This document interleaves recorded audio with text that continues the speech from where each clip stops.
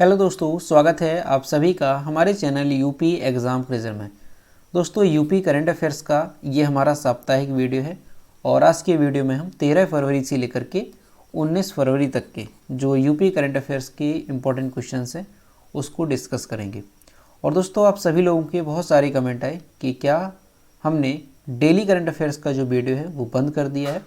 तो इसके बारे में हमने आपको पहले ही बताया था, कम्युनिटी पोस्ट की थी और इसके अलावा कमेंट के माध्यम से भी हमने आपको रिप्लाई दिया है कि जो डेली करंट अफेयर्स का वीडियो है वो कुछ दिनों बाद आने लगेगा। जैसा कि हमने कहा था कि अभी हमारा स्वास्थ्य सही नहीं है, तो इस वजह से हम डेली करंट अफेयर्स का वीडियो नहीं ला पा रहे हैं। लेकिन जैसे ही सब कुछ ठीक हो जाएगा तो उसके बाद हम डेली करंट अफेयर्स का वीडियो भी लाने लगेंगे। और ये हमारा जो यूपी करंट अफेयर्स का साप्ताहिक वीडियो है, ये पहले भी हमने कहा था कि आता रहेगा और ये आगे भी आता रहेगा। तो चलिए स्टार्ट करते हैं। तो वीडियो स्टार्ट करने से पहले ये जो उत्तर प्रदेश करंट अफेयर की पीडीएफ ई बुक है वो अगर आपको डाउनलोड करनी है तो इसकी लिंक वीडियो के डिस्क्रिप्शन में दी गई है, वहाँ से आप इस पीडीएफ ई बुक को डाउनलोड कर सकते हैं। और ये जो पीडीएफ ई बुक होगी ये जुलाई 2022 से लेकर के दिसंबर 2022 तक की है, जिसमें उत्तर प्रदेश करंट अफेयर की सभी इंपॉर्टेंट क्वेश्चंस को विस्तार पूर्वक बताया गया। और अगर इसे डाउनलोड करने में कोई प्रॉब्लम होती है तो साइट पर आपको व्हाट्सएप नंबर और ईमेल दिया गया है जिस पर आप कांटेक्ट कर सकते हैं। तो चलिए स्टार्ट करते हैं। दोस्तों, आज का सेशन शुरू करने से पहले जो पिछले वीडियो के क्वेश्चंस थे यूपी करंट अफेयर्स के, उनको हम जो है रिवाइज करेंगे। तो पहला क्वेश्चन है पिछले वीडियो का, इलाहाबाद हाईकोर्ट के नए मुख्य न्यायाधीश कौन बनेंगे। तो अभी जो है ये बन भी चुके हैं। ऑप्शन यहाँ पे करेक्ट हो जाएगा बी, न्यायमूर्ति प्रीतिंकर दिवाकर। इन्होंने अपना जो कार्यभार है वो संभाल लिया है। अगला है, निम्न में से किस मुख्य न्यायाधीश को सुप्रीम कोर्ट के न्यायाधीश के तौर पर नियुक्त किया गया। तो यहाँ पे ऑप्शन सी करेक्ट हो जाएगा, ए और बी दोनों। और यहाँ पर जो राजेश बिंदल हैं इनका नाम ध्यान रखना है, क्योंकि ये इलाहाबाद हाईकोर्ट के मुख्य न्यायाधीश थे और इन्हें जो है अभी सुप्रीम कोर्ट में न्यायाधीश के तौर पर नियुक्त किया गया और ये भी मुख्य न्यायाधीश ही हैं, तो इनको भी आप यहाँ से याद रखेंगे। अरविंद कुमार ये कहाँ के हैं, तो इनका नाम भी ध्यान रखना है। जो अरविंद कुमार है ये गुजरात उच्च न्यायालय के मुख्य न्यायाधीश थे। अगला है, लखनऊ में Uttar Pradesh global investor summit 2023 के दौरान सबसे युवा motor bike racer Shreyas Harish को किसने सम्मानित किया। तो प्रधानमंत्री नरेंद्र मोदी ने इनको सम्मानित किया है। ऑप्शन यहाँ पे ए करेक्ट होगा। अगला है, SJVNL ने उत्तर प्रदेश सरकार से किस शहर में सोलर प्लांट स्थापित करने के लिए MOU किया है, MOU साइन किया है। तो यहाँ पे ऑप्शन नंबर बी करेक्ट हो जाएगा, कानपुर। और SJVNL का फुल फॉर्म क्या है, तो वो भी ध्यान रखना है, जल विद्युत वितरण निगम लिमिटेड। ये SJVNL का फुल फॉर्म है। अगला है, हाल ही में किस राज्य के मुख्यमंत्री ने डीजी वैन को हरी झंडी दिखाकर के रवाना किया। ऑप्शन यहाँ पे ए करेक्ट होगा, यूपी सरकार ने। अगला है, किस राज्य सरकार ने फैमिली आईडी पोर्टल लॉन्च किया। तो ये भी जो है उत्तर प्रदेश सरकार ने लॉन्च किया है एक फैमिली आईडी पोर्टल। अगला है, तो दोस्तों ये थे पिछले वीडियो के क्वेश्चन जो कि हमने रिवीजन किए। अब हम शुरू करते हैं आज का सेशन। आज का पहला क्वेश्चन है, खेलो इंडिया यूथ गेम्स में उत्तर प्रदेश किस स्थान पर रहा। ऑप्शन यहाँ पे डी करेक्ट हो जाएगा, 14वें स्थान पर रहा है उत्तर प्रदेश। दोस्तों, खेलो इंडिया जो यूथ गेम्स हैं जो कि कहाँ पे चल रहे थे, मध्य प्रदेश में ये चल रहे थे और अभी जो है इनका समापन हुआ है। 11 फरवरी को इनका समापन हुआ और ये 5वां संस्करण था खेलो इंडिया यूथ गेम्स का, तो इसको भी ध्यान रखना है। ठीक है, इसमें अगर हम मेडल्स की बात करें तो जो महाराष्ट्र है ये पहले स्थान पर रहा है और इसने टोटल कितने, तो 56 स्वर्ण जीते हैं और कुल मिलाकर के 161 पदक जीते हैं महाराष्ट्र ने। इसके साथ ही ये जो महाराष्ट्र है ये टॉप पर रहा। ठीक है, अगर हम इसकी बात करें कि गोल्ड मेडल और सिल्वर मेडल और ब्रॉन्ज मेडल तो कितने कितने महाराष्ट्र ने जीते हैं, तो वो भी ध्यान रखेंगे आप। इसने जो है 56 गोल्ड मेडल जीते हैं, इसके अलावा 55 इसने जीते हैं सिल्वर मेडल। ध्यान रखेंगे कि 55 इसने रजत पदक जीते हैं और जो कांस्य पदक हैं वो इसने जीते हैं कितने, तो 50 इसने कांस्य पदक जीते हैं। ठीक है, यहाँ पर हम आपको नोट भी कर रहे हैं कि 56 इसने स्वर्ण पदक जीते हैं और इसके अलावा इसने जो है 55 इसने सिल्वर जीते हैं और इसके अलावा ध्यान रखेंगे कि 50 इसने कांस्य पदक जीते हैं। कुल मिलाकर के जो महाराष्ट्र है इसने 161 पदक जीते और ये पदक तालिका में पहले स्थान पर रहा। ठीक है, दूसरे स्थान पर कौन सा राज्य है? तो दूसरे स्थान पर है हरियाणा और हरियाणा ने 41 स्वर्ण पदक जीते हैं, 32 रजत पदक जीते हैं और 55 कांस्य पदक जीते हैं। कुल मिलाकर के जो हरियाणा है इसने 128 पदक जीते और ये पदक तालिका में दूसरे स्थान पर रहा। ठीक है, ध्यान रखना है आपको, खेलो India youth games most important questions हैं, यहाँ से कहीं ना कहीं से क्वेश्चन आपसे ज़रूर पूछा जाएगा, तो याद रखेंगे आप सारी बातें। ठीक है, अब ये जो मेज़बान मध्य प्रदेश था, तो मध्य प्रदेश ने कितने मेडल जीते वो भी ध्यान रखेंगे। तो 39 इसने गोल्ड मेडल जीते हैं मध्य प्रदेश ने और 30 यानी कि 30 इसने जीते हैं सिल्वर मेडल और 27 इसने जीते हैं कांस्य पदक। ठीक है, ध्यान रखेंगे मध्य प्रदेश की भी टोटल इसने कुल मिलाकर के 96 यानी कि 96 पदक इसने जीते हैं और पदक तालिका में जो मध्य प्रदेश है वो तीसरे स्थान पर रहा। ठीक है, ध्यान रखना है टॉप पर कौन रहा? महाराष्ट्र 56 स्वर्ण के साथ, सेकंड पर कौन रहा? हरियाणा 41 स्वर्ण के साथ और तीसरे नंबर पर रहा है मध्य प्रदेश 39 स्वर्ण पदक के साथ। अब अपने अगर उत्तर प्रदेश की हम बात करें तो जो हमारा यूपी है ये कौन से स्थान पर रहा? 14वें स्थान पर रहा। जो यूपी है ये 14वें स्थान पर रहा और इसने कितने मेडल जीते हैं? तो 6 गोल्ड मेडल जीते यूपी ने, 14 इसने सिल्वर और 16 इसने ब्रॉन्ज, यानी कि 6 स्वर्ण पदक जीते, 14 रजत पदक जीते और 16 कांस्य पदक जीते हैं उत्तर प्रदेश ने। कुल मिलाकर के जो यूपी है इसने कितने? 36 पदक जीते हैं और ये 14वें स्थान पर रहा पदक तालिका में। लेकिन यहीं आपको एक बात और ध्यान रखनी है कि अगर मेडल्स की गिनती के हिसाब से देखा जाए कि कितने मेडल की संख्या अगर देखी जाए तो जो यूपी है वो 10वें स्थान पर आता है, क्योंकि जो ये सूची है वो गोल्ड मेडल के अनुसार बनाई जाती है। तो इस तरह से जो सूची में अगर हम देखें कि यूपी किस स्थान पर रहा तो 14वें स्थान पे और मेडल इसके ध्यान रखने हैं 6 स्वर्ण, 14 रजत, 16 कांस्य और टोटल 36 पदक। दोस्तों ये जो खेल हैं खेलो इंडिया यूथ गेम्स ये मध्य प्रदेश में 31 जनवरी को शुरू हुए थे और 11 फरवरी 2023 को ये समाप्त हुए।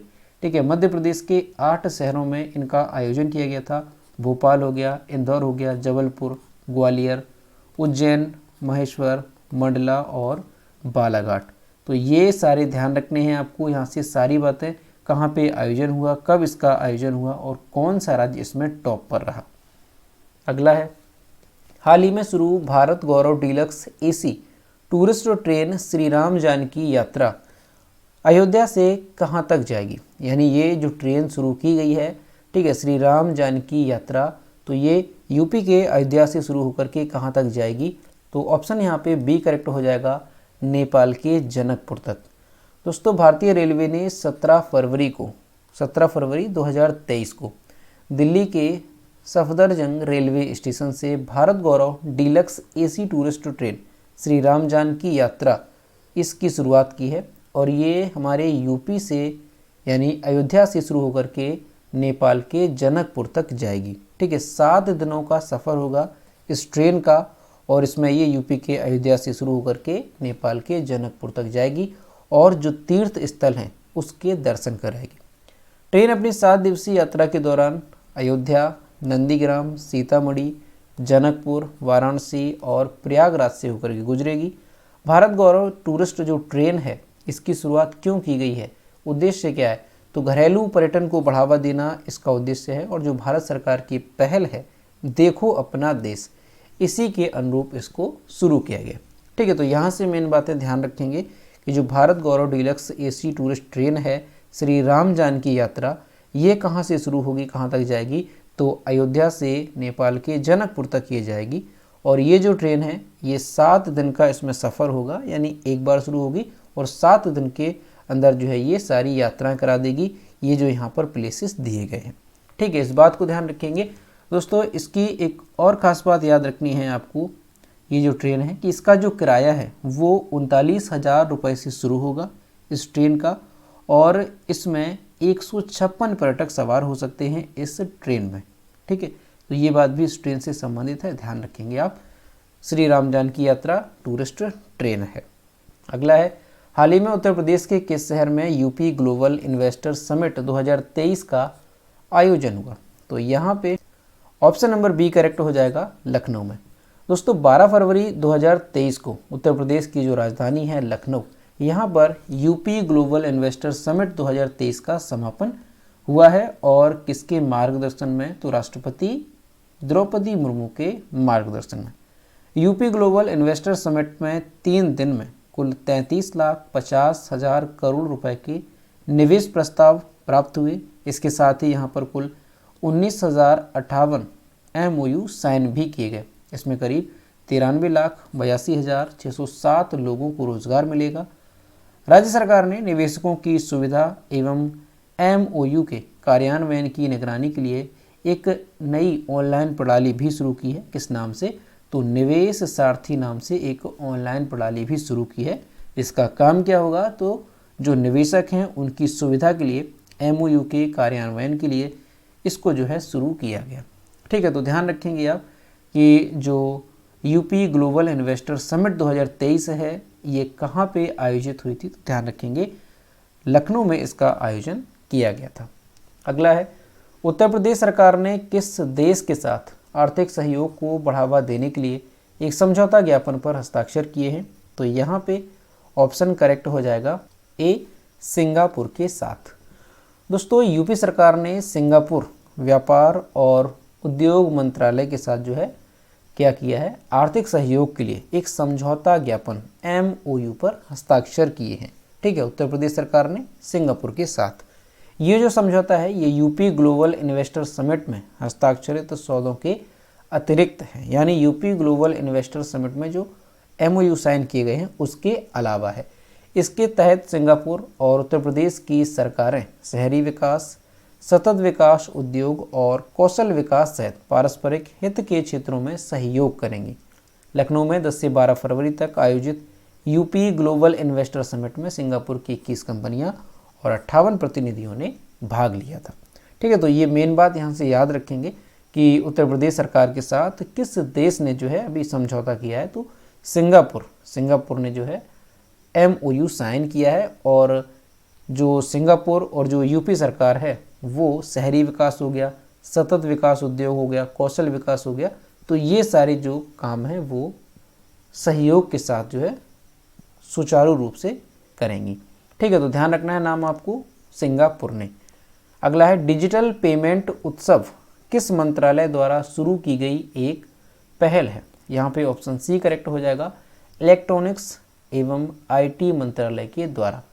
दोस्तों इलेक्ट्रॉनिक्स, सूचना प्रौद्योगिकी और संचार मंत्री अश्विनी वैष्णव ने नई दिल्ली में डिजिटल पेमेंट उत्सव और व्यापक अभियान योजना का शुभारंभ किया। आज़ादी का अमृत महोत्सव, आज़ादी का अमृत उत्सव और भारत की G20 अध्यक्षता के तहत चल रहे समारोह के दौरान डिजिटल पेमेंट उत्सव का व्यापक अभियान शुरू किया गया।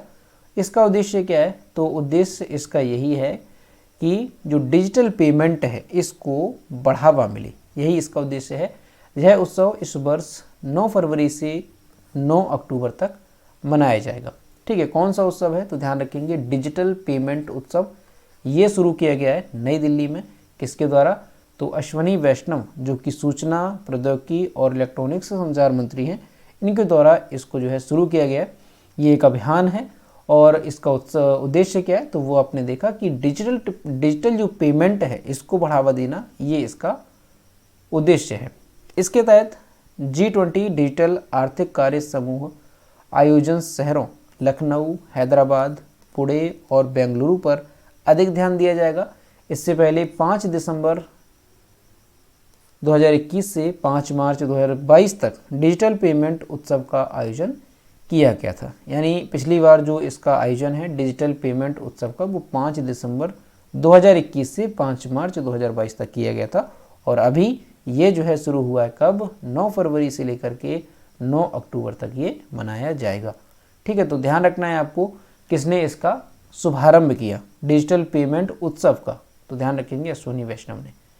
अगला है, हाल ही में किस राज्य सरकार ने बिजली बैंकिंग करने का फैसला लिया है?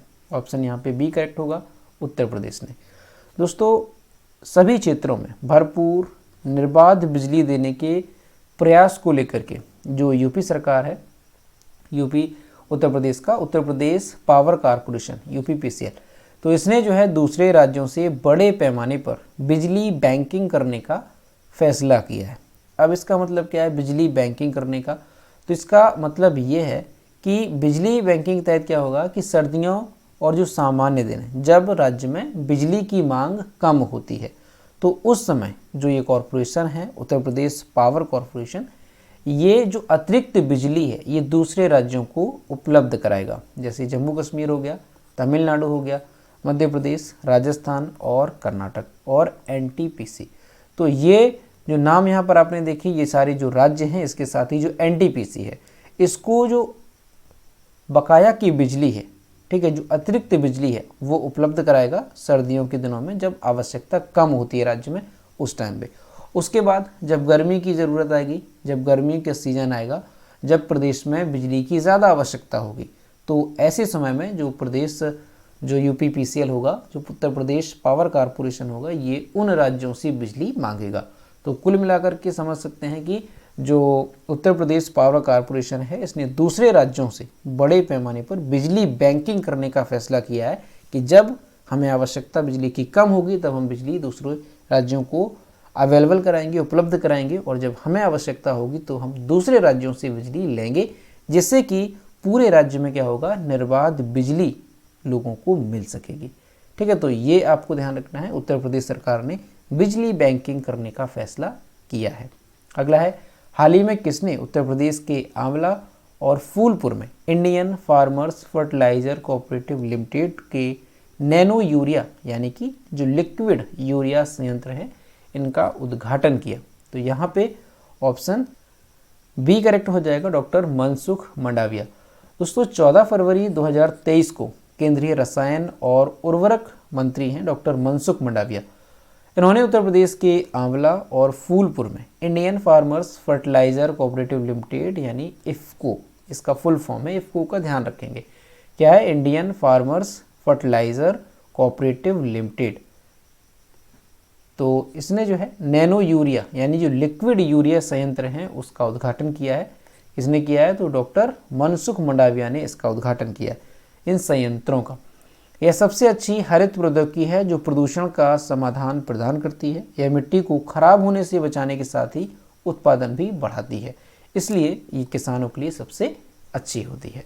तो ध्यान रखेंगे आप कि नैनो यूरिया जो लिक्विड यूरिया संयंत्र हैं इसका उद्घाटन कहाँ पे किया गया है? यूपी में। तो वो नाम ध्यान रखेंगे, आंवला और फूलपुर में। ठीक है, उत्तर प्रदेश के आंवला में और फूलपुर में।